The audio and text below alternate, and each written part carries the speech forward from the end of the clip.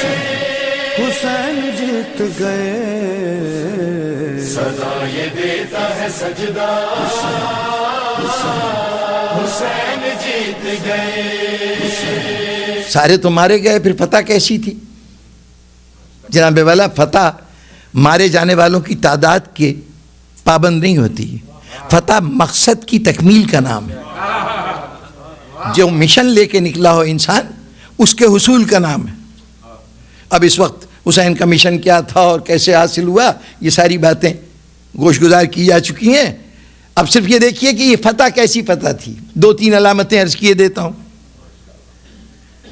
فاتح دنیا میں اپنے اس کارنامے کو، یہ کارنامہ ہے نا، فخر کی بات ہے، وہ فخریہ بیان کرتا ہے، نشر کرتا ہے، میں نے یہ میدان مارا، میں نے یہ کام کیا، فلاں کو شکست دی، یہی کہتا ہے نا۔ بیان کرنا، اعلان کرنا، یہ فاتح کی نشانی ہے۔ اور جو شکست کھاتا ہے وہ چاہتا ہے یہ ذکر نہ ہو، پردہ ڈال دیا جائے۔ اب مجھے فیصلہ کرنے کی ضرورت نہیں، خود دیکھ لیجئے کہ دنیا میں کون اس واقعے کو چھپانا چاہ رہا ہے اور کون اس واقعے کو فخر سے بیان کرنا چاہ رہا ہے۔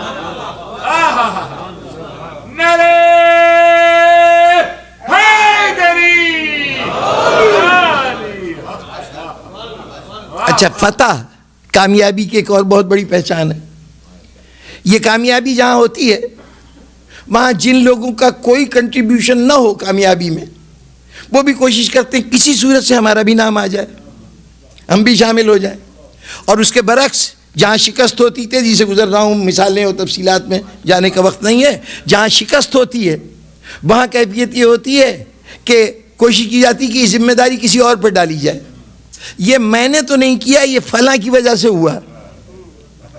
جہاں طرز استدلال یہ ہو کہ یہ کام میں نے نہیں کیا، یہ فلاں نے کیا تھا، یا فلاں چیز مجھے وقت کے اوپر نہیں مل سکی، اس کی وجہ سے ایسا واقعہ ہو گیا، اب یہ بتانے کی ضرورت نہیں کہ یہ شکست کی کہانی ہے۔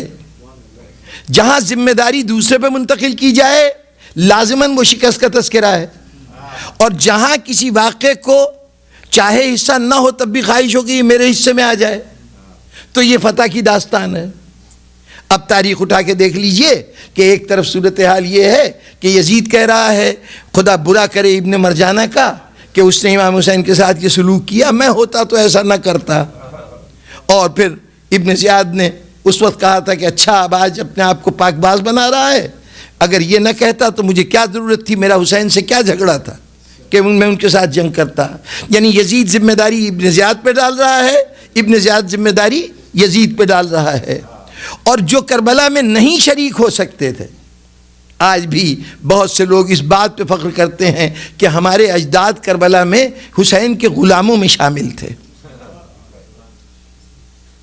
بہت سے لوگوں نے اس نوعیت کے دعوے کیے ہیں کہ ہم کربلا میں ہم نہیں تھے، ہمارے بزرگ تھے۔ بزرگ کیسے تھے؟ ہم کوئی غلام جس کا نام بھی ہمیں نہیں معلوم، وہ کہتے ہیں یہ بلوچی قوم ہمارے یہاں ایک پائی جاتی ہے، وہ انہوں نے ان کے سردار دودہ خان نے ایک مقالہ لکھا، کوئی 52 پیجز کا ایک لمبا چوڑا مقالہ تھا، وہ ساؤتھ ایشیا فاؤنڈیشن کے نام سے برطانیہ میں ایک ادارہ قائم کیا گیا تھا، تو وہاں انہوں نے اپنا مقالہ پبلیکیشن کے لیے بھیجا تھا۔ وہاں دیکھنے کا اتفاق ہوا، انہوں نے کہا کہ یہ جو ہم بلوچی قوم ہیں، در حقیقت امام حسین السلام کے ساتھیوں میں سے کسی کا ایک غلام تھا جس کا نام بلوش تھا۔ عربی میں چونکہ چے کی آواز نہیں ہوتی تو انہوں نے کہا کہ وہاں اس کو بلوش کہا جاتا تھا، اصل میں اس کا نام بلوچ تھا، ہم اس بلوچ کی اولاد ہیں۔ واقعہ اپنی جگہ تاریخی ہو، حقیقت ہو یا نہ ہو، یہ تو پتہ چل گیا کہ حسین سے ربط نہ ہو، حسین کے انصار سے ربط نہ ہو، حسین کے غلاموں سے بھی کوئی ربط ہو جائے تو دنیا کہتی ہے ہم ان میں شامل ہیں۔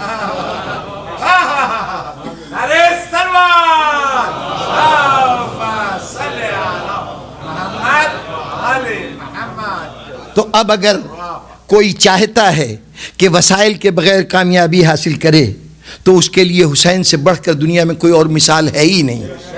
یہ کام ہے ماہرین جنگ کا کہ وہ حسین کی اسٹریٹجی کو اپنے سامنے رکھیں اور پھر سوچیں کہ بے سر و سامانی میں کیسے کامیابی حاصل کی جاتی ہے۔ وہ تمام عوامل جو شکست کے عوامل ہوتے ہیں ان کو فتح کے عامل میں کیسے بدلا جاتا ہے۔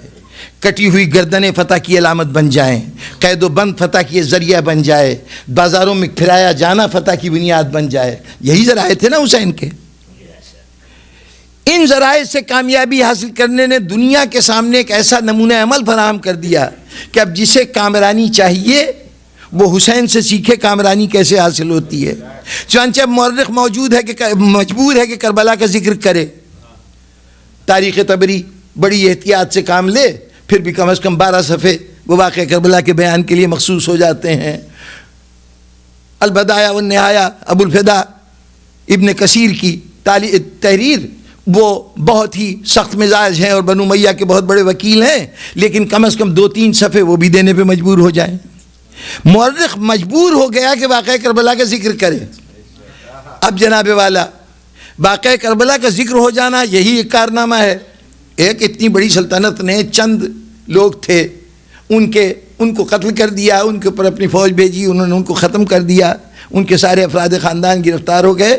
اصولاً ہماری سامنے بہت سے اور واقعات ہیں کہ جہاں لوگ میدان میں گئے، جام شہادت نوش کیا، یا ایسے لوگ تھے. ایک فق کا واقعہ کہلاتا ہے جس کے اندر تقریباً کربلا کی تعداد کے برابر ہی کے لوگ بالکل اسی طرح سے مارے گئے جیسے کربلا میں سب کو مارا گیا تھا. یہ بھی بنی ہاشم سے تعلق رکھتے ہیں، اولاد امام حسن سے، لیکن اس واقعے کا آپ کے ذہنوں میں نام تک بھی نہیں ہے. کربلا کو تاریخ کا موضوع بنا دینا یہ حسین کا کارنامہ.